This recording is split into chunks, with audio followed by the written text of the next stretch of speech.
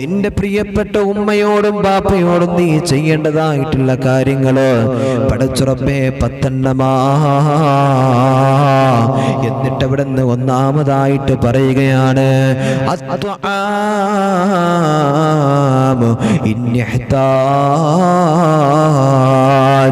ഒന്നാമത്തെ അവർക്ക് ഭക്ഷണം എങ്ങാനും ആവശ്യമുണ്ട് എന്ന് നീ അറിഞ്ഞാൽ നിന്റെ ബാപ്പാക്കും നിന്റെ ഉമ്മാക്കും നീ ഭക്ഷണം കൊടുക്കണേ. അവരെ നീ പട്ടിണിക്ക് കടത്തരുത്.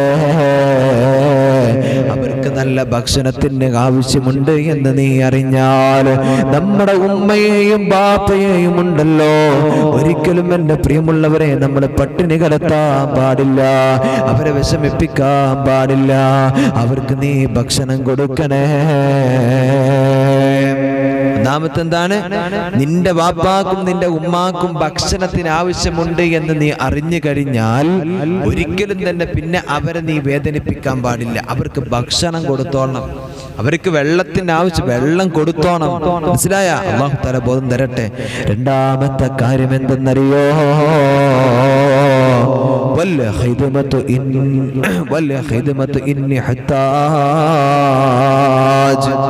നിന്റെ വാപ്പാക്കും ഉമ്മാക്കും സേവനം അവിടുന്ന് ആവശ്യമുണ്ട് എന്നറിഞ്ഞാൽ പടച്ചറബ്ബേ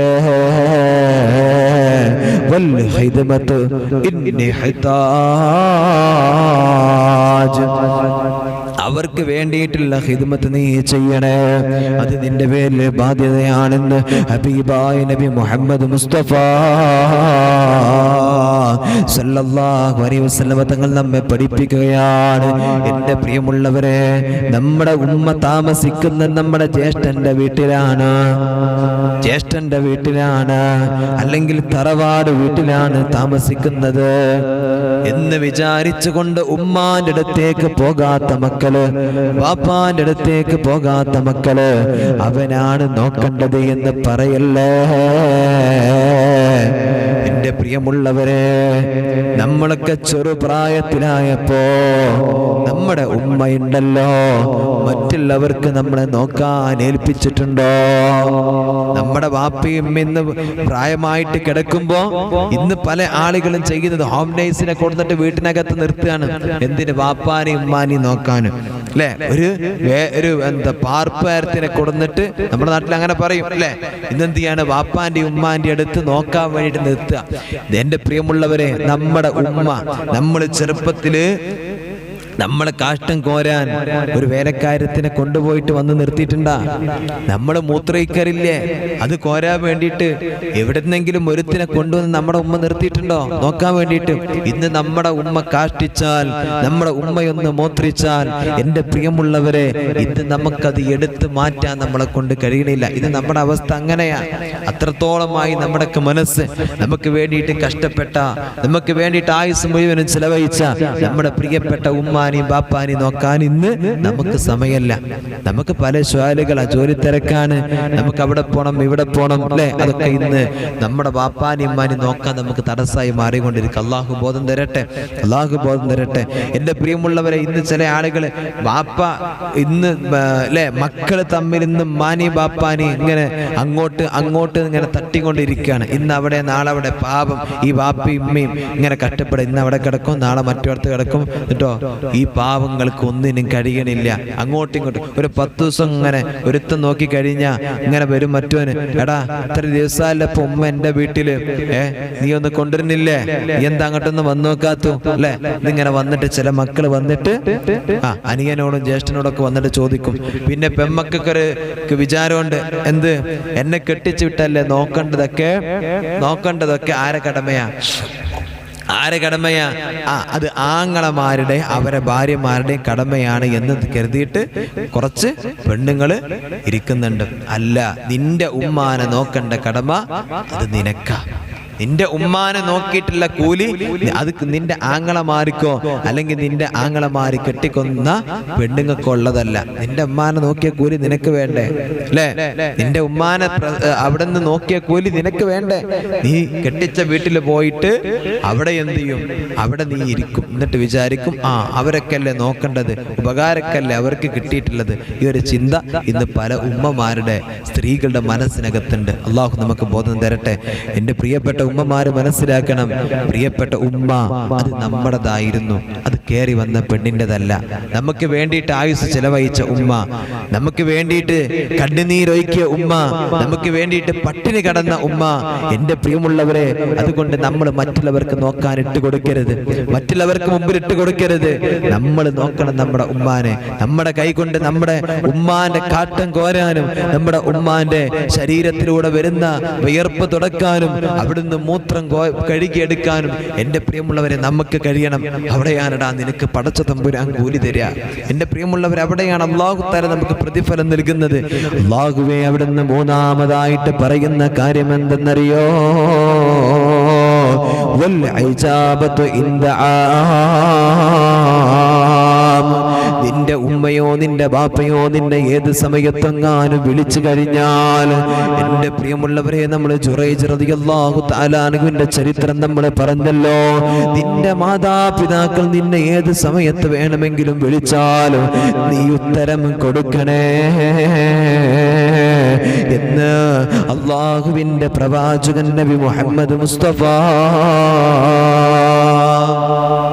സല്ലല്ലാഹു അലൈഹി വസല്ലം തങ്ങൾ പഠിപ്പിക്കുകയാണ്. വിളി കേട്ടില്ല നമ്മുടെ മക്കള്. എൻ്റെ പ്രിയപ്പെട്ട ഉമ്മമാരെ, നിങ്ങൾ ശപിക്കരുത് മക്കളെ. നിങ്ങൾ അവിടെ നിന്ന് കുറ്റം പറയരുത്, അവിടെ നിന്ന് ശപിക്കരുത്. നിങ്ങൾ ശപിച്ചു കഴിഞ്ഞാൽ നിങ്ങളുടെ മക്കൾ അതുപോലെയാകും.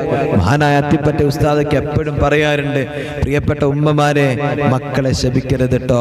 മക്കളെ നിങ്ങൾ ശപിച്ചാൽ അല്ലാഹു സുബ്ഹാനഹു വ തആല നിങ്ങളെ പ്രാർത്ഥന കേൾക്കും. ഒന്ന് മനസ്സിലാക്ക്. മക്കളെ ശപിക്കുന്ന ഉമ്മമാരുണ്ട്, ബാപ്പന്മാരുണ്ട്. നിങ്ങളൊന്ന് മനസ്സിലാക്കുക, നിങ്ങളുടെ മകൻ പൊട്ടനാണ്, അല്ലെങ്കിൽ അന്തല്ലാത്തവനാണ്, അല്ലെങ്കിൽ ഒരു കാലത്തും ഗുണം പിടിക്കൂല, ഓൻ ഗുണം കുറഞ്ഞവനാണ് എന്നൊക്കെ നിങ്ങൾ പറയാറുണ്ട്. എൻ്റെ പ്രിയമുള്ളവരെ, അത് ഉറപ്പാണ് എങ്കിൽ, അല്ലെങ്കിൽ മക്കൾക്കെതിരെ നിങ്ങൾ ദുആ ചെയ്യാറുണ്ട് അല്ലെ? ചില ഉമ്മമാരൊക്കെ ദുആ ചെയ്യാറുണ്ട്. ആ ദുആ ചെയ്താൽ അത് തട്ടുമെന്ന് നിങ്ങൾക്ക് ഉറപ്പല്ലേ? അല്ലേ? ഉറപ്പല്ലേ? അതുകൊണ്ടല്ലേ നിങ്ങൾ ദുആ ഇരിക്കുന്നത്? എങ്കിൽ നിങ്ങൾക്ക് നന്മയ്ക്ക് വേണ്ടി ദുആ ചെയ്തൂടെ? ആ പ്രിയപ്പെട്ട മക്കൾക്ക് നിങ്ങൾക്ക് നന്മയ്ക്ക് വേണ്ടി ദുആ ചെയ്തൂടെ? ആ മക്കൾക്ക് ശർറിന് വേണ്ടിയിട്ട് നിങ്ങൾ ദുആ ചെയ്യുമ്പോൾ അത് തട്ടുമെന്ന് നിങ്ങൾക്ക് ഉറപ്പുണ്ടെങ്കിൽ നിങ്ങൾക്ക് നന്മയ്ക്ക് വേണ്ടി ദുആ ചെയ്തൂടെ? എന്തായാലും പടച്ചോൻ സ്വീകരിക്കൂലേ? പടച്ചോൻ കേൾക്കൂലേ? എൻ്റെ പ്രിയമുള്ളവരെ, അതുകൊണ്ട് മക്കൾക്കെതിരെ ദുആ ചെയ്യരുത്. ദുആ ചെയ്താൽ നമ്മുടെ കൺമുമ്പിൽ വെച്ചിട്ട് തന്നെ അവരിങ്ങനെ നരകിക്കുന്ന, പ്രയാസപ്പെടുന്ന ജീവിതം നമ്മൾ കാണേണ്ടി വരും. അല്ലാഹു ബോധം തരട്ടെ. ഇനി സുന്നത്തായ നമസ്കാരം നമ്മൾ നിർവഹിക്കാണ്. നമ്മളിങ്ങനെ സുന്നത്ത് നമസ്കരിക്കാണ്. അപ്പയാണ് ഉമ്മ വിളിക്കുന്നത്, മോനെ എന്നവിടുന്ന് വിളിച്ചാൽ, എൻ്റെ പ്രിയമുള്ളവരെ, ഉമ്മാന്റെ ആ വിളിക്ക് നമ്മൾ, വാപ്പാന്റെ ആ വിളിക്ക് നമ്മൾ ഉത്തരം കൊടുക്കണമെന്ന് ഹബീബായ നബി മുഹമ്മദ് മുസ്തഫ സല്ലല്ലാഹു അലൈഹി വസല്ലം തങ്ങൾ പഠിപ്പിക്കാൻ. നമ്മൾ സുന്നത്ത് നമസ്കരിക്കുമ്പോൾ ഉമ്മി ബാപ്പി വിളിച്ചാൽ നമ്മൾ കൈ കെട്ടയച്ചിട്ട് അതിന് ഉത്തരം കൊടുക്കണമെന്ന അള്ളാന്റെ ഹബീബ് സല്ലല്ലാഹു അലൈഹി വസല്ലം നമ്മെ പഠിപ്പിച്ചിരിക്കുന്നത്. അപ്പൊ ഉമ്മാന്റെ ബാപ്പാന്റെ മഹത്വം ആലോചിച്ച് നോക്ക്. സുന്നത്ത് നമസ്കരിക്കുന്നവൻ പോലും കെട്ടകിച്ചിട്ട് മറുപടി കൊടുക്കണമെന്ന് അള്ളാന്റെ ഹബീബ് സല്ലല്ലാഹു അലൈഹി വസല്ലം തങ്ങൾ അങ്ങനെ പഠിപ്പിക്കണമെങ്കിൽ ആ ഉമ്മാക്കും ബാപ്പാക്കും അത്രത്തോളം മഹത്വമുള്ളത് കൊണ്ടാണ്. അതുകൊണ്ട് മനസ്സിലാക്കിക്കോ, നമ്മുടെ ബാപ്പയും ഉമ്മയെന്ന് പറഞ്ഞ നമ്മുടെ നിധിയാണ്, നമ്മുടെ സ്വർഗത്തിന്റെ കവാടവും അത് സ്വർഗവുമാണ് എന്ന് നമ്മൾ മനസ്സിലാക്കാതെ പോകരുത്. അല്ലാഹു തആല ബോധം തരട്ടെ. അല്ലാഹു നമുക്ക് ബോധം നൽകട്ടെ. ചില ആളുകൾക്ക് ഉമ്മ എന്തേലും ചോദിച്ചാ ചാടി കിടഞ്ഞിട്ടൊരു മറുപടി പറയാനുണ്ട്. പഠിച്ചോനെ, ആ ഉമ്മ ഇങ്ങനെ കന്തം വിട്ട് നിൽക്കും അല്ലേ? നമ്മളൊരു ബൈക്ക് ഇങ്ങനെ ഇറങ്ങാണ്, നമ്മൾ സ്ഥലത്തേക്ക് ഇറങ്ങാണ്. ചില മക്കൾ ഉമ്മരപ്പടിയെ നിന്നിട്ട് എന്തെങ്കിലും ചോദിക്കുമ്പോ ആ ഉമ്മയോട് ചാടിപ്പടഞ്ഞിട്ട് ഒരു ഉത്തരം പറയും. പാവം ആ ഉമ്മ ഇങ്ങനെ അന്തം വിട്ട് നിൽക്കുന്നത് കാണാം ചില മക്കളുടെ സംസാരം കേട്ടിട്ട്. അല്ലാഹു നമ്മുടെ നന്നാക്കി തരട്ടെ. അല്ലാഹു നമ്മുടെയൊക്കെ നന്നാക്കി തരട്ടെ. എൻ്റെ പ്രിയമുള്ളവരെ, നാലാമതായിട്ട് മഹാന്മാര് പഠിപ്പിക്കുകയാണ്. അതാവിടുന്ന് അല്ലാഹുവിന്റെ റസൂൽ സല്ലല്ലാഹു അലൈഹി വസല്ലം തങ്ങൾ അവിടുന്ന് പറയുകയാണ്, തന്റെ പ്രിയപ്പെട്ട ഉമ്മയെങ്ങാനും നിന്നോട് മോശപ്പെട്ട ഒരു കാര്യത്തിന് വേണ്ടിയിട്ട് നീ അത് ചെയ്യുക എന്ന് പറഞ്ഞാൽ,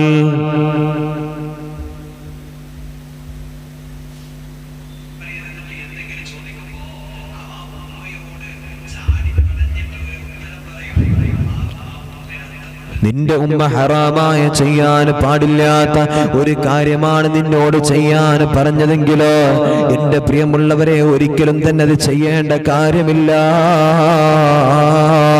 ഹറാമായിട്ട് അല്ലാഹു സുബ്ഹാനഹു വ തആല പഠിപ്പിച്ച മുത്തുനബി സല്ലല്ലാഹു അലൈഹി വസല്ലമ തങ്ങൾ നമ്മോട് പറഞ്ഞ ഒരു കാര്യമാണ് എൻ്റെ പ്രിയമുള്ളവരെ നമ്മുടെ ഉമ്മ ചെയ്യാൻ പറയുന്നത്, നമ്മുടെ വാപ്പ ചെയ്യാൻ പറയുന്നത്. എന്നാൽ ഒരിക്കലും തന്നെ അത് ചെയ്യേണ്ട കാര്യമില്ല. അല്ലാഹു സുബ്ഹാനഹു വ തആല നമ്മെ പഠിപ്പിക്കുന്നത് എന്താണെന്നറിയോ? പടച്ച റബ്ബേ, ലാ ത്വാഅത ലിമഖ്ലൂഖിൻ ഫീ മഅസിയത്തിൽ ഖാലിഖ്. ദുനിയാവിൽ വെച്ചിട്ട് അല്ലാഹു സുബ്ഹാനഹു വ തആല അവിടെ നിന്ന് അല്ലാഹുവിന് എതിരായിക്കൊണ്ട് ഒരു സൃഷ്ടി, ഒരു മഖ്ലൂഖ് ഒരു കാര്യം നിങ്ങളോട് ചെയ്യാൻ പറഞ്ഞാൽ അത് ഒരിക്കലും തന്നെ ചെയ്യേണ്ട കാര്യമില്ല. ബാപ്പ നമ്മോട് പറയുകയാണ്, മോനെ അവിടെ കടയിൽ പോയിട്ട് നീ ഇന്നാലിന്ന സാധനം നീ മേടിച്ചു കൊണ്ടുവര്. ഉമ്മ നമ്മോട് പറയുകയാണ് മേടിച്ചു കൊണ്ടുവരാൻ. അത് കൊണ്ടുവരൽ നമ്മുടെ ബാധ്യതയാണ്, അത് കൊണ്ടുവരൽ നമ്മുടെ ബാധ്യതയാണ്. പക്ഷേ നേരെ തിരിച്ച് നമ്മുടെ ഉമ്മ പറയുന്നത്, അല്ലെങ്കിൽ ബാപ്പ പറയുന്നത്, നമ്മുടെ തൊട്ട അയൽവാസികൾ വിരുന്ന് പോയിരിക്കുകയാണ്, നമ്മുടെ തൊട്ട അയൽവാസികൾ വിരുന്ന് പോയിരിക്കുകയാണ്, അവരുടെ വീട്ടിലാരുമില്ല, അതുകൊണ്ട് അവരാരും കാണാതെ ആ മരത്തിൽ കിടക്കുന്ന എന്തെങ്കിലും ഒരു സാധനമുണ്ടല്ലോ അത് നീ പറിച്ചു കൊണ്ടുവാ. ഇന്നാലിന്നവന്റെ തൊടുവിൽ പോയിട്ട് ഇന്നാലിന്ന സാധനം കൊണ്ടുവാ, അല്ലെങ്കിൽ അവരുടെ തൊടിയിൽ കിടക്കുന്ന തേങ്ങയെടുത്തിട്ട് കൊണ്ടുവാ, അവരിതറിയില്ലല്ലോ എന്ന് പറയുന്ന ഉമ്മമാരുണ്ടോ, എന്ന് പറയുന്ന വാപ്പമാരുണ്ടോ? അത് മക്കൾ അനുസരിക്കേണ്ടതില്ല. അതല്ലാത്ത എന്ത് കാര്യങ്ങൾ നിങ്ങളുടെ വാപ്പയും ഉമ്മയും നിങ്ങളോട് പറയുന്നുണ്ടോ ആ കാര്യങ്ങൾ നിങ്ങൾ അനുസരിക്കൽ നിങ്ങൾക്ക് നിർബന്ധമാണെന്ന് ഹബീബായ നബി മുഹമ്മദ് മുസ്തഫ സല്ലല്ലാഹു അലൈഹി വസല്ലം തങ്ങൾ അവിടെ നിന്ന് പഠിപ്പിക്കുകയാണ്. അഞ്ചാമത്തെ കാര്യം എന്തെന്നറിയോ? വത്തകല്ലുമു മഅഹു ബില്ലൈനി ദൂന ഹില്ലത്ത്. അവിടുന്ന് അതാ മുത്തുനബി സല്ലല്ലാഹു അലൈഹി വസല്ലം തങ്ങൾ അവിടുന്ന് പറയുകയാണ്, നിങ്ങളുടെ ബാപ്പയോടും ഉമ്മയോടും നിങ്ങൾ മയത്തോടെ നിങ്ങൾ സംസാരിക്കണേ. നിങ്ങളുടെ ബാപ്പയോടും ഉമ്മയോടും നിങ്ങൾ മയത്തോട് കൂടിയിട്ട് അവിടെ നിന്ന് സംസാരിക്കണേ. അവര് പ്രായമായ ഉമ്മയാണ്, അവര് പ്രായമായ ബാപ്പയാണ്. അതുകൊണ്ട് അവർ ചിലപ്പോ നമ്മൾ കരുതിയതായിരിക്കില്ല പറയുന്നത്, നമ്മൾ പറഞ്ഞതിന്റെ എതിരായിരിക്കും പറയുന്നത്, നമ്മൾ ചെയ്യാൻ കരുതിയതാവില്ല ചെയ്യുന്നത്. അങ്ങനെയൊക്കെ അവിടെ സ്വഭാവത്തിൽ എൻ്റെ പ്രിയമുള്ളവരെ പ്രായമായ പ്രശ്നങ്ങൾ കടന്നു വരാറുണ്ട്. എന്നാൽ അങ്ങനത്തെ പ്രശ്നങ്ങൾ അവിടെ ജീവിതത്തിൽ കടന്നു വന്നാൽ എൻ്റെ പ്രിയമുള്ളവരെ അതിനൊക്കെ നമ്മൾ കൺട്രോൾ ചെയ്തിട്ട് അഡ്ജസ്റ്റ്മെന്റ് ചെയ്തിട്ട് നമ്മൾ കടന്നു പോകണം. അല്ലാതെ നമ്മൾക്കെതിരെ നമ്മൾ നിൽക്കരുത്, അവർക്കെതിരെ നമ്മൾ നിൽക്കരുത്. നമ്മുടെ സംസാരത്തെ നമ്മൾ സൂക്ഷിക്കണേ. എൻ്റെ പ്രിയമുള്ളവരെ, നമ്മൾ ചെറുപ്പത്തിൽ എത്രയോ മോശത്തരങ്ങൾ കാട്ടിയിട്ടുണ്ട്. നമ്മുടെ ഉമ്മ നമ്മളെ ശകാരിക്കും, ചിലപ്പോ ഒന്ന് ചീത്ത പറയും. പടച്ചറപ്പേ ചിലപ്പോ സന്തോഷത്തോട് കൂടിയിട്ട് അവരൊന്ന് സ്വീകരിക്കും. എന്താ ചെയ്യാം? നമ്മള് വീട്ടിനകത്ത് ഇങ്ങനെ മുട്ടുകുത്തിയിട്ട് ഇങ്ങനെ നടന്നു പോയിട്ട് വീട്ടിനകത്ത് കാണുന്ന സെൽഫി കിടക്കുന്ന പാത്രങ്ങളെല്ലാം അങ്ങോട്ട് വലിച്ചു. ഇതെല്ലാം എൻ്റെ പ്രിയമുള്ളവരെ തറയിൽ വീണു, പൊട്ടി ഉടഞ്ഞു. നമ്മുടെ ഉമ്മ എന്താ പറയാ? എന്താ നമ്മുടെ ഉമ്മ പറയാ? അജട കള്ള, അജ് കാട്ടിയ പണി കണ്ടോ അല്ലേ? ഇങ്ങനെയാണ് നമ്മുടെ ഉമ്മ സംസാരിക്കുക. ഉമ്മ തല്ലോ, കാരണം എന്താ? മുട്ടുകുത്തി പോണ പിഞ്ചു പൈതലല്ലേ അല്ലേ? അതുപോലെയാണ് എൻ്റെ പ്രിയമുള്ളവരെ ഈ പ്രായമായ ആളുകള്. അവരെ ബുദ്ധിയൊക്കെ ഇങ്ങനെ തലച്ചോറ് ഇങ്ങനെ ചുരുക്കിക്കൊണ്ടിരിക്കും. അല്ലെ? ചില പ്രായം കൂടുന്തോറും മനുഷ്യന്റെ മൈൻഡ് എന്താകും? പലതും ഇങ്ങനെ മാറിക്കൊണ്ടിരിക്കും. പിന്നെ അവരെന്ത് പറഞ്ഞു, അവര് ചിന്തിച്ചത് എന്താ, അതായിരിക്കും ശരി. നമ്മൾ പറയുന്നതും ആ ഭാഗത്തേക്ക് അവർ നോക്കൂല അല്ലെ? അങ്ങനത്തെ ചിന്തയുള്ളവരായിട്ട് നമ്മുടെ ഉമ്മമാര് ചില ആളുകളുണ്ട് അല്ലെ, അൽസിമേഷ്യ ബാധിച്ചവര് അല്ലെങ്കിൽ ചന്നി ബാധിച്ച ആളുകൾ, ഇങ്ങനത്തെ അസുഖങ്ങളൊക്കെ ബാധിച്ചിട്ട് എൻ്റെ പ്രിയമുള്ളവരെ ബാപ്പയും ഉമ്മയും ഇങ്ങനെ കടന്നിട്ട് ഓരോന്ന് പറയുമ്പോൾ അവരെ അടിക്കാനും അവരെ ഇടിക്കാനും അവർക്കെതിരെ ശബ്ദിക്കുന്ന എത്രയോ മക്കൾ എൻ്റെ പ്രിയമുള്ളവരെ ഇന്ന് നമ്മുടെ സമൂഹത്തിലുണ്ട്. അവർക്കാണോ പിരാന്ത് അതോ ഇവനക്കാണോ പിരാന്ത് എന്ന് തിരിച്ചറിയാൻ കഴിയില്ല. ആ രൂപത്തിലാണ് ചില ആളുകൾ എന്ത് ചെയ്യുക, വാപ്പാനോടും ഉമ്മാനോടും പ്രായം ചെന്നിട്ട് അല്ലെങ്കിൽ എന്തെങ്കിലും അസുഖത്തിൽ കിടക്കുന്ന പാപ്പാനോട് ഉമ്മാണ് സംസാരിക്കുന്നത് കേട്ടാ തോന്നും അങ്ങനെയാ, ഇതിലാരിക്കാണ് ഡോക്ടറെ കാണിക്കേണ്ട കേസ് എന്ന് പോലും എൻ്റെ പ്രിയമുള്ളവരെ തിരിച്ചറിയാത്ത രൂപമാ. അല്ലാഹു തആല ബോധം തരട്ടെ, അല്ലാഹു നമുക്ക് ബോധം നൽകട്ടെ. അവരിങ്ങോട്ട് എത്ര തന്നെ മോശമായിട്ട് നമ്മോട് സംസാരിച്ചാലും എൻ്റെ പ്രിയമുള്ളവരെ നമ്മുടെ സംസാരത്തിലോ നമ്മുടെ പെരുമാറ്റത്തിലോ നമ്മുടെ ജീവിതത്തിന്റെ ശൈലികളിലോ നമ്മളൊന്ന് കൺട്രോൾ ചെയ്യണേ, നമ്മളൊന്ന് അവിടുന്ന് വല്ലാത്ത പരിഗണന കൊടുക്കണേ എൻ്റെ പ്രിയമുള്ളവരെ. അല്ല എങ്കിലോ അള്ളാഹുവിന്റെ വലിയ പരീക്ഷണം നമ്മെ തേടി വരികയാ,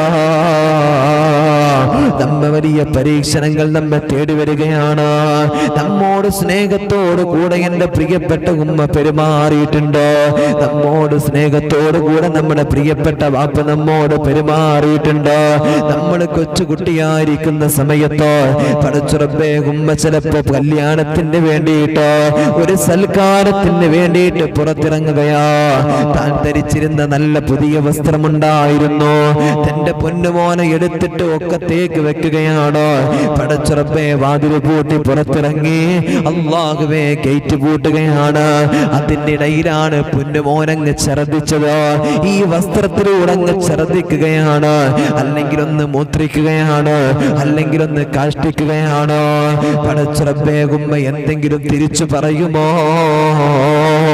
പൊന്നുമോനെ നീ എന്നെ പറ്റിച്ചല്ലടോ, നീ എന്നെ വല്ലാതെ വിഷമത്തിലാക്കിയല്ലടോ എന്നവിടുന്ന് പുഞ്ചിരിച്ചുകൊണ്ട് പറഞ്ഞിട്ട് ചിലപ്പോ കവിളത്തൊരു ഉമ്മ തരാറില്ലേ? കവിളത്തൊരു ഉമ്മ തരികയല്ലേ ചെയ്തത്? പടച്ചുറപ്പേ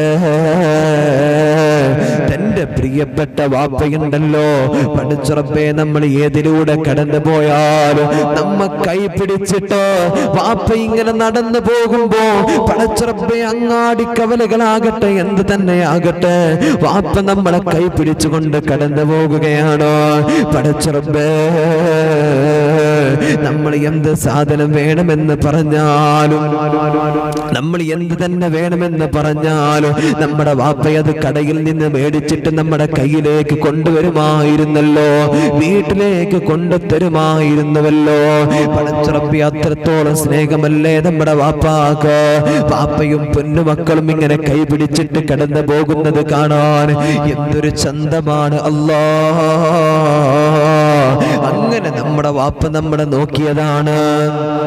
നമ്മൾ സ്കൂളിലേക്ക് പോകുമ്പോ പടച്ചുറപ്പേ നമ്മൾ വീട്ടിൽ നിന്നങ്ങ് ഇറങ്ങിക്കഴിഞ്ഞാൽ അപ്പൊ തുടങ്ങുകയാണ് റബ്ബേ നമ്മുടെ ഉമ്മയുടെയും ബാപ്പാന്റെയും മനസ്സിനകത്ത് വേദന. ബാപ്പ വിളിക്കുകയാണ്, മക്കള് പോയോടി, നമ്മുടെ മക്കള് സ്കൂളിലേക്ക് പോയിട്ടുണ്ടോ എന്ന് ഭാര്യയോട് വിളിച്ചിട്ട് ചോദിക്കുകയാണ്. വൈകുന്നേരമായ അവിടെ നിന്ന് ബാപ്പ വിളിച്ചിട്ട് ചോദിക്കുകയാണ്, മോളെ നമ്മുടെ മക്കള് സ്കൂള് വിട്ട് വന്നിട്ടുണ്ടോ? പടച്ചുറപ്പേ എന്നും വരുന്നതിനേക്കാൾ കുറച്ച് സമയമെങ്ങാനും 1 മിനിറ്റോ 2 മിനിറ്റോ എന്നെങ്ങാനും വൈകിക്കഴിഞ്ഞാൽ പടച്ചുറപ്പേ ഉമ്മാന്റെ കണ്ണ് പിന്നെ റോട്ടിലാണല്ലോ, ഉമ്മാന്റെ കണ്ണ് പിന്നെ റോട്ടിലാണല്ലോ. എന്റെ മക്കള് കടന്നു വരുന്നുണ്ടോ? അല്ലാ, എന്താണ് അവരെ കാണാത്തത്? ഒരുപാട് സമയമായല്ലോ. പടച്ചുറപ്പേ അവർക്ക് എന്താണ് പറ്റിയത്? എന്നും വരുന്ന സമയം കഴിഞ്ഞല്ലോ. കൂട്ടുകാരികളെ വീട്ടിലേക്ക് ഉമ്മ വിളിച്ചിട്ട് ചോദിക്കുകയാണ്, എന്തേ അവള് വന്നിട്ടുണ്ടോ? ഇന്ന് എന്റെ മോള് വന്നിട്ടില്ല, അവളെ കാണുന്നില്ല. പടച്ചുറപ്പേ അവളും വന്നിട്ടില്ല എന്ന് കേൾക്കുമ്പോഴാണ് ഉമ്മാന്റെ മനസ്സിനകത്ത് ചെറിയൊരു സമാധാനമുള്ളത്. കാരണം അവളും കൂടെയുണ്ടല്ലോ, അവളും കൂടെ ഉണ്ടല്ലോ, അതുകൊണ്ട് പഠിച്ചോനെ കുറച്ചൊക്കെ ഒരു സമാധാനമുണ്ട്. ഉമ്മമാരങ്ങനെയാ, ഇനി വിളിക്കാൻ പറ്റില്ലെങ്കിൽ ഉമ്മ ഓടും അവരെ വീട്ടിലേക്ക്, അയൽപക്കത്തേക്ക് ഓടും. എന്നിട്ട് ചോദിക്കും, എടീ നിന്റെ മോള് വന്നിട്ടുണ്ടാ, എന്റെ പൊന്നുമോളെ കാണാനില്ല, എന്നും വരുന്ന സമയം കഴിഞ്ഞല്ലോ. അപ്പൊ അവര് പറയും, അവള് വന്നിട്ടില്ല, പടച്ചറബ്ബേ ഇനിയെങ്ങാനും വന്നിക്കണമെന്ന് പറഞ്ഞ നമ്മുടെ ഹൃദയത്തിൽ എന്താ കത്തുക? എന്റെ പ്രിയമുള്ളവരെ, എന്ത് കത്തും? തീ കത്തും എന്റെ പ്രിയമുള്ളവരെ ഹൃദയത്തിനകത്ത്. ഓടൂല. പിന്നെ നേരെ വിളിക്കും, ഇക്കാ ഇന്ന് അവള് വന്നിട്ടില്ല, മറ്റവരൊക്കെ വന്നിട്ടുണ്ട്, ഇവിടെ കാണുന്നില്ലല്ലോ എന്ന് വിളിച്ചിട്ട് എന്റെ പ്രിയമുള്ളവരെ അവിടുന്ന് വിഷമം പറയുമാര് അല്ലേ? ഈ ഇരിക്കുന്ന എന്റെ പ്രിയപ്പെട്ട ബാപ്പമാരും ഉമ്മമാരും മക്കളെ കുറിച്ചിട്ട് ആ വേവലാതി ഉള്ളവരാണ് എന്ന് എനിക്കറിയാം.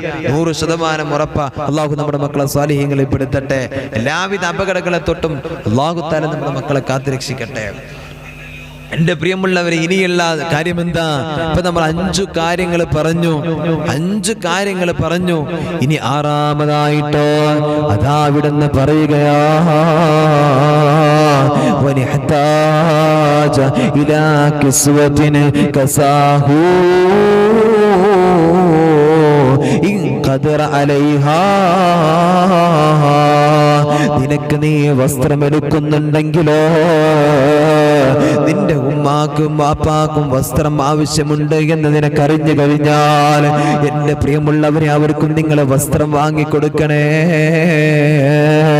അവരെ നിങ്ങൾ വെറുതെ ആക്കരുത്.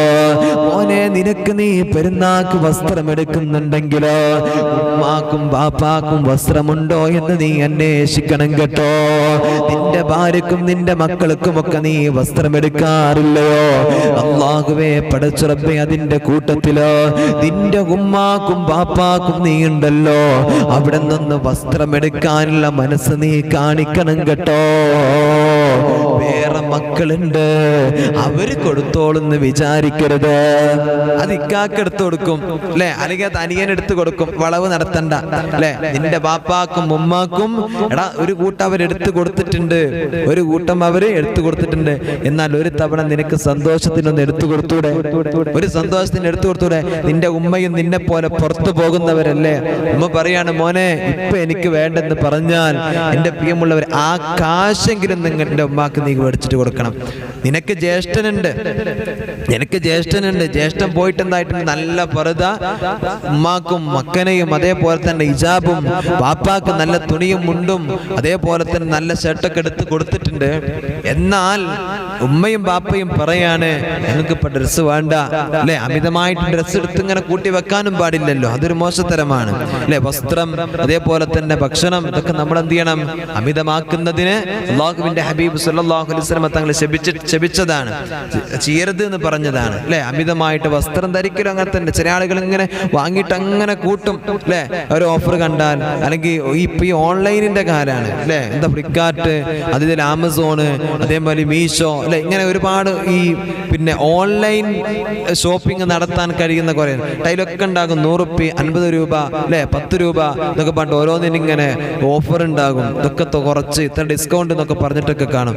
ഈ ഉമ്മമാര്, ചില പെണ്ണുങ്ങളൊക്കെ കണ്ട ഇത് കണ്ടിട്ട് ചാടി വീയും, എന്നിട്ട് ഇതിങ്ങനെ വാങ്ങിക്കൂട്ടും അല്ലെ. അത് ചെയ്യാൻ പാടില്ല. അങ്ങനെ ഒരുപാട് വസ്ത്രം ധരിക്കുന്ന ആളുകൾ എന്നിട്ട് പറഞ്ഞാൽ കുറച്ച് റുപ്യ, ഒരു 100 രൂപയ്ക്കല്ലേ വാങ്ങിയിട്ടുള്ളൂ, അല്ലെങ്കിൽ 100 രൂപേന്റെ ചുരിദാറാണ്, അല്ലെങ്കിൽ 200 രൂപേന്റെ ചുരിദാറാണ്, ഇത് 250 ചുരിദാറാണ്. ഇങ്ങനെ ചില പെണ്ണുങ്ങൾ പറയപ്പെടും അല്ലെ. എന്നിട്ട് എന്താകും?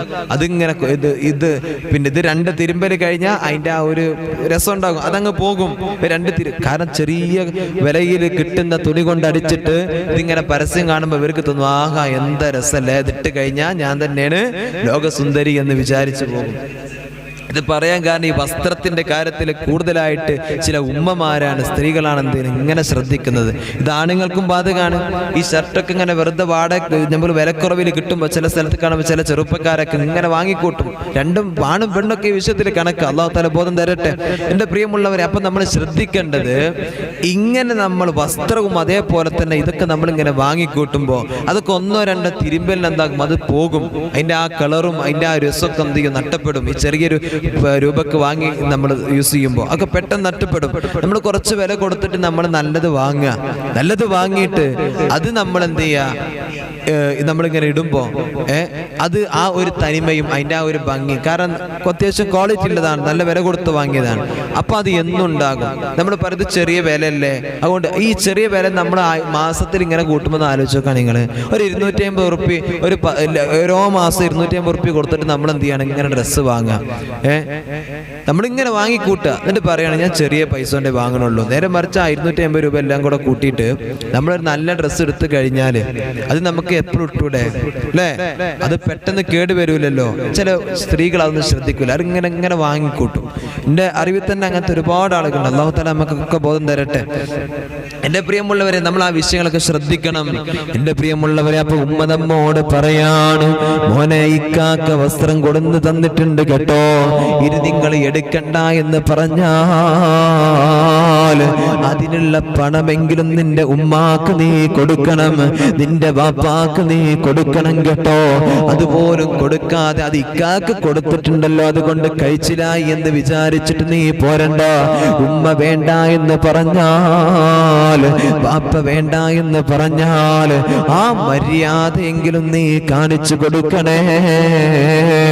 ഉമ്മ ഇങ്ങനെ മുഷിഞ്ഞിട്ട വസ്ത്രമാണ് ധരിച്ചിട്ട് നടക്കുന്നതെങ്കിലോ, വാപ്പ കരിമ്പം കുത്തിയ വസ്ത്രമിട്ടിട്ടാണ് നടക്കുന്നതെങ്കിലോ, എൻ്റെ പ്രിയമുള്ളവരെ, അവരുടെ മുമ്പിലോ നമ്മൾ നല്ല വസ്ത്രം ധരിച്ചിട്ട് നടക്കുന്നത് കാണുമ്പോ നിന്നെ പടച്ചു തമ്പുരാന് നിന്നോട് ദേഷ്യം വെക്കുന്നുണ്ട്, അള്ളാന്റെ മലക്കുകൾ നിന്നോട് ദേഷ്യം വെക്കുന്നുണ്ട്, മുത്തുനബി സല്ലല്ലാഹു അലൈഹി വസല്ലം തങ്ങൾ നിന്നോട് ദേഷ്യം വെക്കുന്നുണ്ട്. പിന്നെ നീ എത്ര നന്മകൾ ചെയ്തിട്ട് കാര്യമില്ല. അവിടുന്ന് 7ാമത്തെ കാര്യം എന്തെന്നറിയോ? വൽമശ്യോ ഖൽഫഹു. നീ നിന്റെ ഉമ്മയുടെ മുമ്പിൽ നീ നടക്കരുത്, നിന്റെ ബാപ്പാന്റെ മുമ്പിലൂടെ നീ നടക്കരുത്. ബാപ്പാക്കും ഉമ്മാക്കും വില കൽപ്പിക്കാത്ത എത്രയോ മക്കളുണ്ട്. അവരുടെ മുമ്പിലൂടെ കാല് കയറ്റി, ബാപ്പ ഇങ്ങനെ വരികയാണ്, മോൻകാനെ കാല് കയറ്റിച്ച മൊബൈൽ ഇങ്ങനെ പിടിച്ചിട്ട് ഇങ്ങനെ ഇരിക്കുക, ചെയ്യാൻ പാടില്ല. എടാ, ആ ബാപ്പ കയറി വരുമ്പോ എണീക്കണം നീ. ബാപ്പാന്റെ മഹത്വം നിനക്കറിയോ? ഉമ്മാനെ കാണുമ്പോ എണീക്കണം നീ. ഉമ്മാന്റെ കാലിന്റെ ചോട്ടിലാടാ എന്റെ സ്വർഗം കിടക്കുന്നത്. മനസ്സിലായോ? ഈ ഹദീസ് പറയുമ്പോ ഉമ്മമാര് വിചാരിക്കാണ് മക്കള് എന്റെ അടിക്കണ് വരട്ടെ, എന്റെ കാലിലോട്ടിൽ വരട്ടെ. അതല്ല പറയുന്നത്. ഉമ്മ, മഹാന്മാര് ആ ഒരു ഹദീസിന്റെ വ്യാഖ്യാനത്തിൽ കാണാം, ഉമ്മ ഒരു സ്വർഗമായിട്ട് മക്കൾക്ക് മുമ്പിൽ നിന്ന് കൊടുക്കണമെന്നാ. മനസ്സിലായോ? അതും കൂടെ ഉമ്മാര് ശ്രദ്ധിക്കണം. ഈ ഹദീസ് കേൾക്കുമ്പോ എന്റെ കാലിലോട്ടിൽ തന്നെയാണ് സ്വർഗം എന്ന് പറഞ്ഞിട്ട് തീരരുത്, അങ്ങനെ ഇരിക്കണ്ട. അതിന്റെ വ്യാഖ്യാനത്തിൽ കാണാം, ഒരു സ്വർഗമായിട്ട് മക്കൾക്ക് മുകളിൽ ഉമ്മ ഇങ്ങനെ നിന്ന് കൊടുക്കണം, നന്മ കാണിച്ചു കൊടുത്തിട്ട്. ഉമ്മ സിനിമയും സീരിയലൊക്കെ ഇങ്ങനെ കണ്ടുകൊണ്ടിരിക്കും, 24 മണിക്കൂറും ഈ റിമോട്ടും പിടിച്ചിട്ട് ഇങ്ങനെ നെക്കിക്കൊണ്ടിരിക്കുന്ന ഉമ്മ അല്ലെ? ഈ ഉമ്മ പറയാണ് മക്കളോട്, മക്കളെ നല്ലതേ കാണാവൂട്ടോ. മക്കളൊലക്കെ കേൾക്കും. മക്കൾ കേൾക്കുവോ? കേൾക്കൂല. മക്കൾക്ക് മുമ്പിൽ നമ്മൾ എന്ത് ചെയ്യാൻ മാതൃകയാകണം. അല്ലാഹുവിന്റെ ഹബീബ് സല്ലല്ലാഹു അലൈഹി വസല്ലം തങ്ങള് ഒരു യുദ്ധം കഴിഞ്ഞിട്ട് ഇങ്ങനെ വരുന്ന സമയത്ത് സ്വഹാബത്ത് എല്ലാവരും കൊണ്ട് കൂടെ അല്ലാഹുവിന്റെ ഹബീബ് സല്ലല്ലാഹു അലൈഹി വസല്ലം തങ്ങൾ അവിടുന്ന് മുത്തുനബി അവിടുന്ന് പറയാണ്, നമുക്ക് ഭക്ഷണം വേണ്ടേ? ഒരു മലഞ്ചെരുവിൽ ഇങ്ങനെ സ്വഹാബത്തും മുത്തുനബി ഇങ്ങനെ ഒരുമിച്ച് കൂടി. എന്നിട്ട് അവിടുന്ന് പറയാം, നമുക്ക് ഭക്ഷണം കഴിക്കണ്ടേ? അല്ലാഹുവിന്റെ ഹബീബ് സല്ലല്ലാഹു അലൈഹി വസല്ലം തങ്ങൾ സ്വഹാബത്തിനോട് ചോദിച്ചപ്പോ സ്വഹാബത്ത് പറഞ്ഞു, നബിയെ ഭക്ഷണം കഴിക്കണം, വിശപ്പുണ്ട്. അല്ലാഹുവിന്റെ പ്രവാചകൻ അവിടുന്ന് ചോദിച്ചു, നമുക്ക് ഭക്ഷണം കഴിക്കണമെങ്കിൽ എന്ത് വേണം? വിറക് വേണം, തീ വേണം അല്ലേ? ഇതെല്ലാം നമുക്ക് ശേഖരിക്കണം. അല്ലാഹുവിന്റെ ഹബീബ് സല്ലല്ലാഹു അലൈഹി വസല്ലം തങ്ങൾ എന്ത് ചെയ്തെന്നറിയോ? മുത്തുനബി സല്ലല്ലാഹു അലൈഹി വസല്ലം തങ്ങൾ സ്വഹാബത്തിനെ കൂട്ടിയിട്ട് കാട്ടിക്ക് കയറിയിട്ട് അവിടുന്ന് വിറക് ശേഖരിച്ചു. ഒപ്പം കൂടി ആര്? അല്ലാഹുവിന്റെ ഹബീബ് സല്ലല്ലാഹു അലൈഹി വസല്ലം. ലോകത്തിന്റെ നേതാവാ. ഒരു ലീഡർ എന്ന് പറഞ്ഞാൽ അതാ. ഇന്ന് നമ്മുടെയൊക്കെ നേതാക്കന്മാരെന്താ കാട്ടുക? ഒരിങ്ങനെ നിൽക്കും അല്ലെ, എന്നിട്ട് പറയും അത് കാട്ട് ഇത് കാട്ട്, അനണ്ടല്ല അല്ലെ? അങ്ങനെയല്ല, നമ്മൾ ഒപ്പം നിന്നിട്ട് നമ്മൾ കാണിച്ചു കൊടുക്കുക. അപ്പോഴാണ് നമ്മുടെ മക്കളായാലും നമ്മൾ അംഗീകരിക്കുക. നമ്മളിങ്ങനെ നിന്നുകൊണ്ട് കൽപ്പിക്കുന്നതിന്റെ പകരമുണ്ടല്ലോ, അതുപോലെ നമ്മുടെ ജീവിതത്തിൽ അവിടെ വെച്ചിട്ട് നമ്മൾ കാണിച്ചു കൊടുക്കുമ്പോഴാണ് എൻ്റെ പ്രിയമുള്ളവരെ, അല്ലാഹുവേ പടച്ചറപ്പേ, അത് കേൾക്കുന്നവർക്കും അതുപോലെ ചെയ്യാൻ കഴിയുകയുള്ളൂ. അതുകൊണ്ട് ഉമ്മമാര് ശ്രദ്ധിക്കണം, പാപ്പാര് ശ്രദ്ധിക്കണം. നമ്മള് നിസ്കരിക്കാതെ നമ്മുടെ മക്കൾ നിസ്കരിക്കൂല. നമ്മള് ഖുർആൻ ഓതി കാണിച്ചു കൊടുക്കാതെ നമ്മുടെ മക്കളും ഖുർആൻ ഓതൂല. മനസ്സിലായോ? പഴയ കാലത്തെ ഉമ്മമാരെങ്ങനെയാ? അവര് പരിശുദ്ധമായ ഖുർആൻ എടുത്തിട്ട് മഗ്‌രിബ് നമസ്കാരം കഴിഞ്ഞ പായ വിരിച്ചിട്ട് ഇങ്ങനെ ഇരിക്കും അല്ലേ? മഗ്‌രിബിന്റെ തൊട്ട് മുമ്പ് എന്ത് ചെയ്യും? തസ്ബീഹ് ചൊല്ലാൻ തുടങ്ങും അവര്. അവരെ എല്ലാ പണിയും കഴിഞ്ഞ് അവരൊരു 6:30 വാങ്ങാണെന്നുണ്ടെങ്കിൽ ഒരു 6 മണിക്ക് അവരെല്ലാ കാര്യങ്ങളും കഴിഞ്ഞിട്ടുണ്ടാകും. നമ്മുടെ പഴയ കാലത്തെ ഉമ്മമാരെങ്ങനെയായിരുന്നു? മനസ്സിലായോ? എന്നിട്ട് ഇങ്ങനെ പായ വിരിച്ചിട്ട് ഇരുന്നിട്ട് മക്കളെ, ഈ ഇരിക്കുന്ന പ്രായമായ ഉമ്മമാരുണ്ടാവും, ഒരൊക്കെ ഉമ്മമാർ അങ്ങനെ തന്നെ ആയിരിക്കും. പായ വിരിച്ചിട്ട് മക്കളെ അതിനകത്ത് പിടിച്ചിരുത്തും. മക്കളെയും പിടിച്ചിരുത്തിയിട്ട് ഉമ്മമാരൊപ്പം ഇരുന്നിട്ട് തസ്ബീഹ് ചൊല്ലും. പിന്നെ ജമാഅത്തായിട്ട് മഗ്‌രിബ് നമസ്കരിക്കും.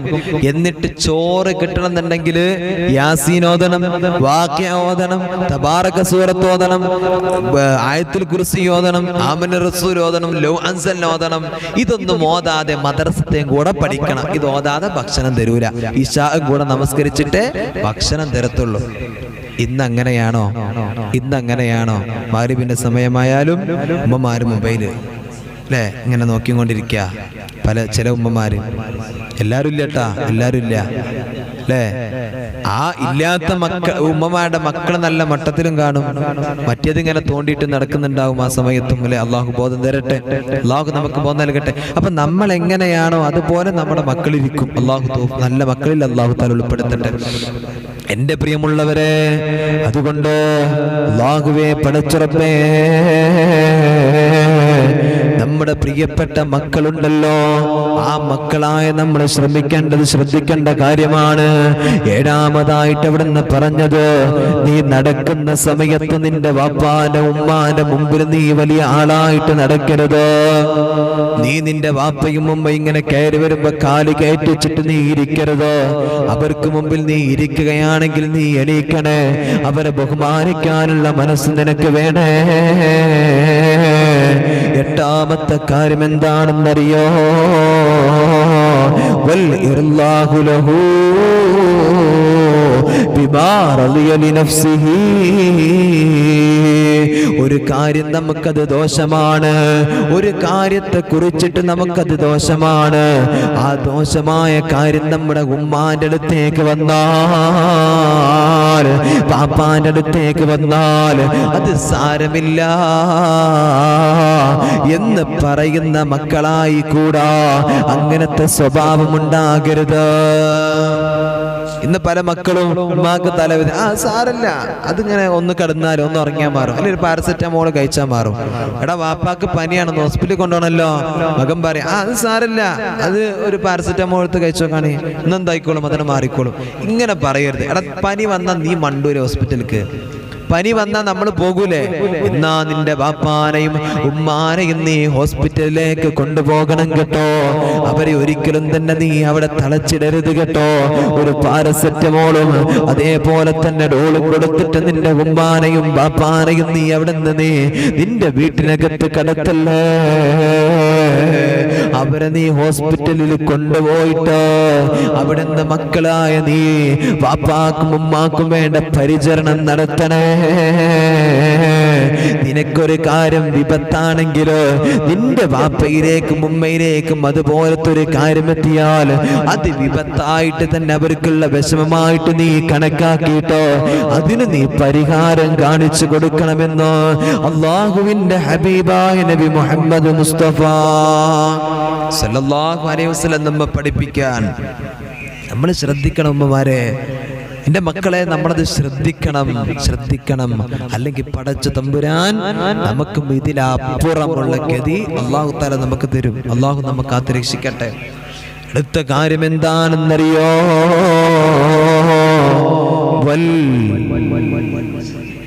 വൽ ഇക്റാഹു ലഹു ബിമാ യക്റഹു ലിനഫ്സിഹി.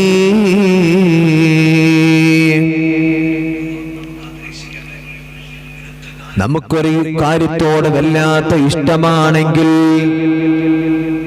നമുക്ക് സംഭവിക്കുന്ന ഇഷ്ടം അല്ലേ, തനിക്കുണ്ടാകുന്ന ഒരു നല്ല കാര്യം, ആ നല്ല കാര്യം നമ്മുടെ വാപ്പായിലേക്കും ഉമ്മായിലേക്കും വരുമ്പോൾ അതും അവരോടൊപ്പം സന്തോഷിക്കാനുള്ള മനസ്സ് നിനക്ക് വേണം കേട്ടോ.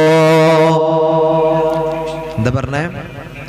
നമുക്കൊരു കാര്യത്തോട് വല്ലാത്ത ഇഷ്ടമാണ്, എന്നാൽ നമ്മുടെ ഉമ്മാക്കും വാപ്പാക്കും ആ ഇഷ്ടം കണ്ടറിഞ്ഞിട്ട് അവരുടെ ജീവിതത്തിലും അതുപോലെ നീ കാട്ടണം. പെരുന്നാൾക്ക് വന്നു, നല്ല ഭക്ഷണം കഴിക്കലും നല്ല വസ്ത്രം ധരിക്കലും നിനക്കിഷ്ടല്ലേ? അത് നിന്റെ ഉമ്മാക്കും ബാപ്പാക്കും ഇഷ്ടമാണ്. അപ്പൊ അവരെയും അത് ഇത് കൂട്ടണം, അവർക്കും അതിന്റെ കാര്യങ്ങൾ നീ ചെയ്തു കൊടുക്കണം. പെരുന്നാള് വന്നു, നീ വീട് വെച്ചിട്ട് വേറെ വീട്ടിലാ, നിന്റെ അനിയന്റെ അടുത്താണ് നിന്റെ ഉമ്മയും ബാപ്പയും. എടാ, നിന്റെ ഉമ്മാന്റെ അടുത്തേക്കാണ് നീ ആദ്യം പോകേണ്ടത്, നിന്റെ ബാപ്പാന്റെ അടുത്തേക്കാണ് നീ ആദ്യം പോകേണ്ടത്. മനസ്സിലായോ? അവിടെ പോയിട്ട് ഉമ്മാന്റെയും ബാപ്പാന്റെയും കയ്യെ പിടിച്ചിട്ട് അവിടുന്ന് സന്തോഷത്തോടെ സംസാരിച്ചിട്ട് ദുആ കൊണ്ട് വസിയത്ത് ചെയ്തിട്ട് വേണം നീ നിന്റെ വീട്ടിലേക്ക് വരാൻ. എന്നിട്ട് വേണം നീ നിന്റെ കൂട്ടുകാരടുത്തേക്കും ഭാര്യ വീട്ടിലേക്കും എല്ലായിടത്തേക്കും നീ പോകാൻ. നീ ടൂറ് പോകും, നിന്റെ ഉമ്മാനെ ഈ കൊണ്ടുപോയിട്ടുണ്ടാ? നമ്മൾ ടൂറ് പോകും പെരുന്നാളായി കഴിഞ്ഞാൽ, ഉമ്മാനെയും ബാപ്പാനെയും കൊണ്ടുപോയിട്ടുണ്ടാ? നമ്മുടെ പെണ്ണുങ്ങളെയും കൂട്ടിയിട്ട് നമ്മുടെ മക്കളെയും കൂട്ടിയിട്ട് നമ്മൾ പോകും. പാവം ഈ ബാപ്പയും ഉമ്മയും വീട്ടിനകത്ത് ഒറ്റയ്ക്കിരിക്കുക. ഒന്ന് ആലോചിച്ചോക്കാണ് നിങ്ങള്. വാപ്പയും ഉമ്മയും വീട്ടിനകത്ത് ഇങ്ങനെ ഇരിക്കുക, എന്നിട്ട് പറയും ആരുമില്ല, ഓരെല്ലാരും പോയി. എത്രയോ ഉമ്മമാരുണ്ടറിയോ, പ്രശ്നം കാണുമ്പോ ഇങ്ങനെ വിഷമം തോന്നും. എന്നിട്ട് പറയും ഈ കുട്ടികളെ സ്കൂളൊക്കെ തുറന്നിട്ട് ഞോല് വരുള്ളൂ, അതുവരെ ഞങ്ങളൊറ്റക്ക. ഈ പ്രായമായ ഉമ്മയും ഉപ്പയും ഉണ്ടാകും ഇതിൻ്റെ ഉള്ളിൽ ഇങ്ങനെ ഇരിക്കണേ. പ്രശ്നെ അങ്ങനത്തെ വീടുകൾ കാണുമ്പോൾ തന്നെ വല്ലാത്ത വിഷമം തോന്നും. ഭാര്യ വീട്ടില് നമ്മളൊന്ന് നിന്നിട്ട് നമ്മുടെ വാപ്പാൻ്റെ ഉമ്മാൻ്റെ അടുത്തേക്ക് നമുക്കൊന്ന് വന്നൂടെ അല്ലേ? കുറച്ച് നേരം ഒരു ദിവസമൊക്കെ ഭാര്യ വീട്ടിൽ നിൽക്കുക അല്ലേ? ഭർത്താവിന് വാപ്പാൻ്റെ ഉമ്മാൻ്റെ അടുത്തേക്ക് വരിക, പിന്നെ ഭാര്യ വീട്ടിൽ തന്നെ പോയിക്കോ. എന്നാലും വാപ്പാക്കും ഉമ്മാക്കും എന്തെങ്കിലും കുറവുണ്ടോ എന്നൊക്കെ നീ നോക്കണം അല്ലേ? അള്ളാഹു തആല തൗഫീക്ക് തരട്ടെ, അള്ളാഹു തൗഫീക്ക് നൽകട്ടെ. അതൊന്നും ചില പെണ്ണുങ്ങൾ സമ്മതിക്കൂല അല്ലേ? എന്നാലോ ഈ അമ്മോശാക്കാനെ അമ്മായിമാനെ പിരിയാൻ കഴിയാത്ത മക്കളുണ്ട്, മരുമക്കളുണ്ട്. ചില ആൾക്കാരെ ജീവിതം കണ്ടു കഴിഞ്ഞാൽ തോന്നും ഇത് മകളാണോ അതോ മരുമകളാണോ എന്ന് തോന്നിപ്പോകും. പ്രിയമുള്ളവരെ, ആ രൂപത്തിൽ പെണ്ണുങ്ങൾ വാപ്പാനെയും ഭർത്താവിന്റെ വാപ്പാനെയും ഉമ്മാനെയും നോക്കുന്നത് നമ്മൾ കണ്ടിട്ടുണ്ട്. അല്ലാഹു തആല നന്മ എല്ലാവർക്കും നൽകട്ടെ, അല്ലാഹു തആല നമുക്ക് നന്മ നൽകട്ടെ. ഇനി നേരെ തിരിച്ചുകൊണ്ട് അല്ലേ? പപ്പാനെയും ഉമ്മാനെയും കണ്ടുവിടാത്ത മരുമക്കളും ഉണ്ട്, മരുമക്കളെ കണ്ടുവിടാത്ത അമ്മായിമാരുണ്ട്. അതും ഒരു വലിയ വിഷയമാണത്. വല്യോന്റെ പെണ്ണുങ്ങള് ഓള് കുറച്ച് തോന സ്വർണം കൊണ്ട് വന്നവളാ, ഓളോട് ഭയങ്കര കാര്യം. അല്ലെങ്കിൽ രണ്ടാമത് വന്ന ചെറിയോന്റെ പെണ്ണുങ്ങള് ഓള് കുറച്ച് തോന സ്വർണം കൊണ്ട് വന്ന ആളാ. അപ്പൊ ഉമ്മാക്ക് കാര്യം ഓളോടാ, കാരണം കിട്ടിയത് അവിടുന്നാണ് കുറച്ച് കിട്ടിയിരിക്കുന്നത്. ഉമ്മാക്ക് സ്നേഹം ഓളോടാ, ഇവിടെ പറ്റൂല അല്ലേ? അല്ലെങ്കിൽ ചില മരുമക്കള് വരുമ്പോ ഈ മരുമക്കൾക്കുണ്ട് അവർക്കിടയിൽ ചെറിയൊരു അല്ലെ, ഉമ്മാനെ കയ്യിലെടുക്കുക, സോപ്പിടാൻ കഴിയുന്ന ചില ആൾക്കാരുണ്ട്. ചിലപ്പോ മൂത്തോൾക്ക് അത്ര കഴിഞ്ഞോളണമെന്നില്ല. അപ്പൊ അവരിങ്ങനെ ചെറിയൊരു സോപ്പിടലൊക്കെ തുടങ്ങിയപ്പോ ആദ്യത്തെ മരോളോട് ദേഷ്യം ഉമ്മാക്ക്. എൻ്റെ പ്രിയമുള്ളവർ, നമ്മൾ മനസ്സിലാക്കി റസൂലുള്ളാഹിക്ക് ഒരു സ്വഭാവം ഉണ്ടായിരുന്നു. റസൂലുള്ളാഹിന്റെ മുമ്പിൽ ആര് വന്നാലും ആ വന്ന ആൾക്ക് തോന്നും നബിക്ക് ലോകത്ത് ഏറ്റവും കൂടുതൽ ഇഷ്ടം ഇന്നോടാണ്. അത് റസൂലുള്ളാഹിന്റെ ഒരു സ്വഭാവമായിരുന്നു. അതുപോലെയാകാൻ നമുക്ക് കഴിയണം. നമ്മുടെ മൂത്ത മരുമകൾക്ക് തോന്നണം ഉമ്മാക്ക് എന്നോടാണ് ഏറ്റവും കൂടുതൽ ഇഷ്ടം. ചെറിയ മരുമകൾക്ക് തോന്നണം ഉമ്മാക്ക് എന്നോടാണ് കൂടുതൽ ഇഷ്ടം അല്ലേ? മകന് തോന്നണം ഉപ്പാക്ക് എന്നോടാണ്, ഉമ്മാക്ക് ഉപ്പാക്ക് എന്നോട് തന്നെയാണ് ഏറ്റവും കൂടുതൽ ഇഷ്ടം. മൂത്തവനക്കും തോന്നണം അതേമാതിരി, ഓരോടൊന്നല്ല എന്നോടാണ് ഏറ്റവും കൂടുതൽ അപ്പാക്കും ഉമ്മാക്ക് ഇഷ്ടം. ഇത് നമുക്ക്, എൻ്റെ പ്രിയമുള്ളവരെ, അങ്ങനെയാകാൻ നമ്മളെ കൊണ്ട് കഴിയണം. റസൂലുള്ളാഹിന്റെ സ്വഭാവം എന്ന് പറഞ്ഞാൽ അങ്ങനെയായിരുന്നു. റസൂലുള്ളാഹിന്റെ മുമ്പിൽ ആരെങ്കിലും വന്നാൽ അവർക്ക് തോന്നിപ്പോകും ലോകത്തൊരാൾക്കും റസൂലുള്ളാഹിക്ക് ഇത്ര സ്നേഹമില്ല, ഇന്നോടാണ് റസൂലുള്ളാഹിക്ക് ഇത്രക്ക് സ്നേഹം. എന്ന് ഓരോരുത്തർക്കും തോന്നും. അത് റസൂലുള്ളാഹിന്റെ ഇടപെടലാണ്. നമുക്ക് അങ്ങനെ ആകാൻ കഴിയണം. നമുക്ക് എന്ത് ചെയ്യണം? അങ്ങനെയാവാൻ കഴിയണം. അല്ലാഹു തആല ബോധം തരട്ടെ. എൻ്റെ പ്രിയമുള്ളവരെ, അവിടുന്ന് 10-ാമതായിട്ടോ അതാ അവിടുന്ന് പറയുകയാണ്, വദ്ദുആഹു ലഹു